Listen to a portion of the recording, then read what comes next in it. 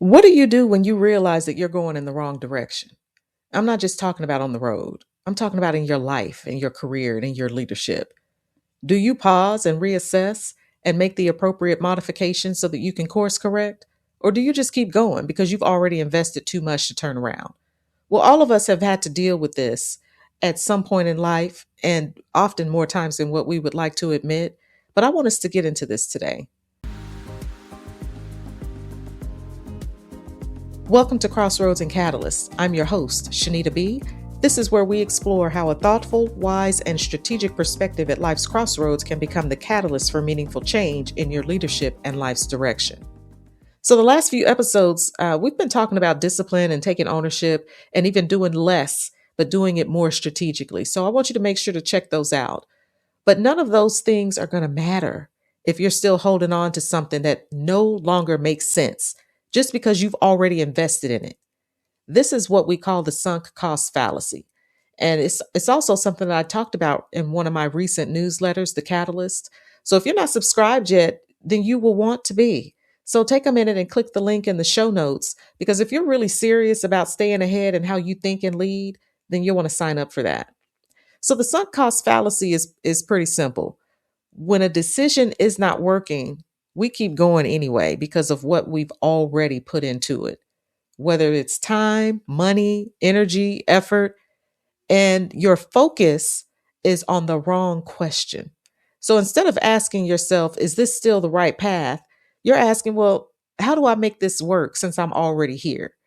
And so we get caught up in the weeds and we can't see the forest for the trees because all we can see is what is right in front of us instead of further down the road. And sometimes what's right in front of us is not helpful to us. It is not helpful to anyone else who might be impacted by that decision. But we keep going because, I've just gone too far and it's just too much for me to stop and turn it around now. And you see this everywhere, right? You see it at home and you see it at work. And I'm going to give you an example because you can probably relate to this either directly or indirectly. So imagine this. Have you ever dated someone for way longer than you should have? Because, well, you had already given too much to walk away. Going back to the time and the energy, things like that. We've given all of those things and sometimes even a part of yourself. And then you convinced yourself that it would turn around, that it would change. So that's the fallacy. Does that sound familiar? And it's not that you invested is the fallacy. It's that you thought that it would turn around. You thought that something was going to change.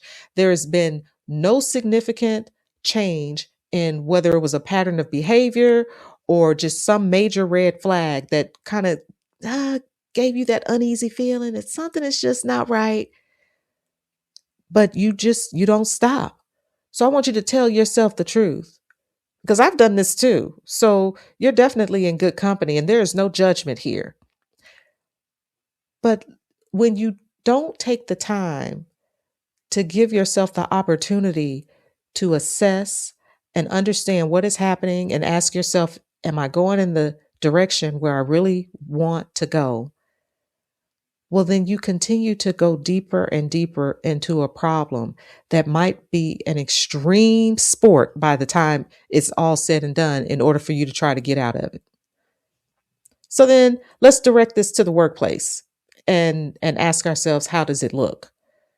Because I knew a leader who accepted a high profile position and was going all in, as you would expect, right? And this person was giving it their all despite having realized very early that accepting that role was a mistake and it was not going well. So what do you do when you recognize that it's not a fit? It's not a good fit for you. Well, regardless of how hard she tried to make it work, it didn't matter. She tried it all. Meetings with leadership to address the concerns, coaching and mentoring, as an attempt to try to sharpen the skill set and understand, okay, well, am I looking at this the wrong way or is what I'm seeing actually what is taking place? But none of those things helped. The situation did not improve. And what was the result? Anti-anxiety medication to keep calm and carry on. We all know that lingo, right? Keep calm and carry on.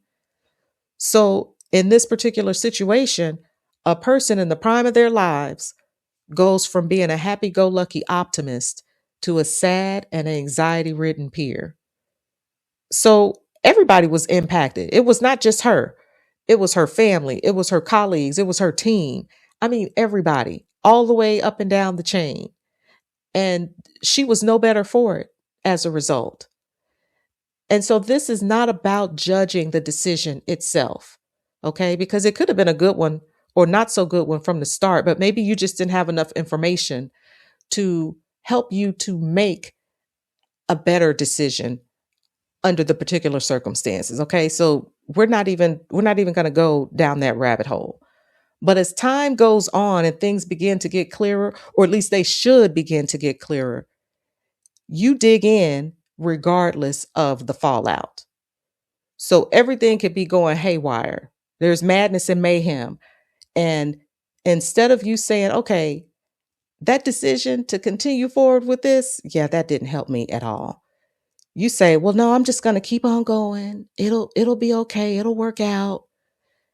And you're continuing to give more and more of yourself, and you're stressing and frustrating yourself. So why do we do this? Well, of course, part of it is internal. There's fear, there's pride, there's identity. We've attached ourselves to certain decisions, and somehow they're an expression of who we think that we are. Okay. And so then there's the part of it that's external, because there are expectations, there's a pressure that is placed upon us, and there's a perception that we think others may have of us in a particular situation. But at the core, I can tell you at the core of this, we're confusing changing direction with failure. And somehow we think that that's going to be signaling to others that we messed up. Okay. We think that walking away means that we got it wrong. Well, let me tell you something. Staying too long in a situation that is not good for you is really the mistake. Because when you settle for a situation that is harmful to your physical and mental well being, you're telling yourself that that is all that you deserve. I want you to think about that. None of us sets out to do ourselves in. It is not something that most of us consciously or conscientiously utters. We don't wake up and say, I'm going to make the worst decision for myself today. And whatever comes, I'm just going to take it because I've already invested myself. This is not how we talk to ourselves. And this is not even how we talk to each other. But when you consider the fact that there is nothing good that is coming from a situation where you continue to pour resources, time, energy, effort, attention into something, and you're not reaping or gleaning any benefit, and it's not benefiting anyone else. Because when you think in the larger context of leadership and at work, how does this help your organization? Whole organizations have been destroyed because leadership made a decision, and instead of looking at the decision and saying, "Oh, you know what? This is not working. We have metrics that show us that we're headed in the wrong direction." And then what happens? Well, then they're gone. And the same thing that happens in families and households. Decisions are made, and instead of recognizing, "Ooh, you know what? We should rethink this because this is not working out." We just stay the course. And before you know it, things have gone so far that they're almost irrecoverable. So let me ask you this. Where in your life are you still investing in something that no longer makes sense? I don't want you to rush that question, because all of us encounter situations that require us to really ponder and contemplate, what do we need to do to help us move toward our goal? Because it's not going to be without struggle. So I don't want you to take for granted that because you make a decision and then you hit a wall or you hit some type of struggle or challenge, that is your justification to quit or to go a completely different direction. That's not my point. We do have to exercise some discernment when it comes to things like this. But you want to make sure that you're not pouring resources and energy into things that you can read the writing on the wall that it is not going to work. So consider that seriously. And then the part of the question is, what are you holding on to? Not because it's right, not because it's good, but because you've already put too much into it. Again, I don't want to marginalize the fact that circumstances play a key role in the decisions that we make, as they should. But ultimately, when you have a better understanding of the context and you start to see how the internal and external factors are playing on those decisions, and all of these things are mixed up together like a soup, you can see how it's going to work out. Okay. So I want you to consider those questions and figure out how you're going to move forward. How is this going to work out? Because I'm a firm believer that adversity and affliction are necessary for growth because they challenge us to contemplate and recognize that life is not just about us. And settling for the lie that you have to stick with it because you spent money or time, that's what's going to keep you stuck. And so keep this in mind too, because sometimes there are people around us who are offering us information, whether they're doing it with the intention of swaying us or not. We're taking in a lot of things into consideration, whatever is in our environment, to help us to make decisions.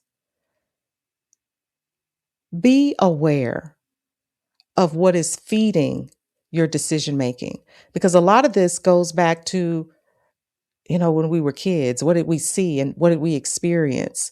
And sometimes we get stuck because we have gone through some things at one point in time. And so it just kind of keeps us there. So we don't oftentimes realize that we're encountering similar situations. And so we keep making those decisions that keep us bound to something that is not good for us.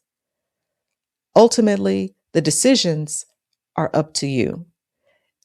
Again, this is not simply to say that you up and quit your job because things are not working out, or you make a decision in relation to a relationship that may seem to have some challenges. You really need to understand, where is it that I want to be, and how have these decisions gotten me to this point? And do I have to continue down this path, even though I've recognized that it's not the right path for me? I want what's good for you, and you should want what's good for yourself. So here's your catalyst. Okay. Stop asking what you've already spent. You are not going to get it back. You're not going to get the time back. You're not going to get the money back. Whatever resources that you have dedicated to that decision, that is already gone. I want you to start asking yourself, what is it still costing to continue down this path? What is this costing me to do this?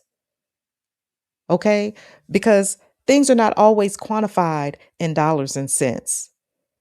I don't think that you can put a price on your peace of mind and your well-being.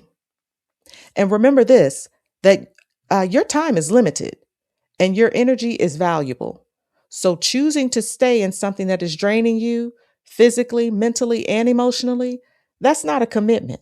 Okay? That is self-neglect. And what you're doing, again, is you're telling yourself that this is all that you deserve. And so also consider that leadership is not just about making decisions. It's really about having the courage to revisit those decisions and recognize, well, that one didn't work out. So maybe I need to try something else. And then sometimes the most strategic move that you can make is choosing not to continue down that path. So ponder that, okay? And if necessary, go back and hit the replay button so that you can listen to this episode again. Because this is how we end up stuck. And this is how we end up with less than desirable results when we choose to stay the course of something that we know is no longer good. Okay? So if this resonated with you and you're navigating a challenge, then I invite you to connect with me so that we can talk it through together. So check out my calendar in the show notes and click the link and set up some time. And I want you to make sure that you stay tuned to the show because I'm going to be giving some details about an upcoming virtual workshop that I'm going to be doing soon. All right. So I appreciate that you have listened. And until next time, be thoughtful, be wise, be strategic. And remember, crossroads reveal who you are. Catalysts shape who you become. Every decision matters. So make it count. I'll talk to you next week.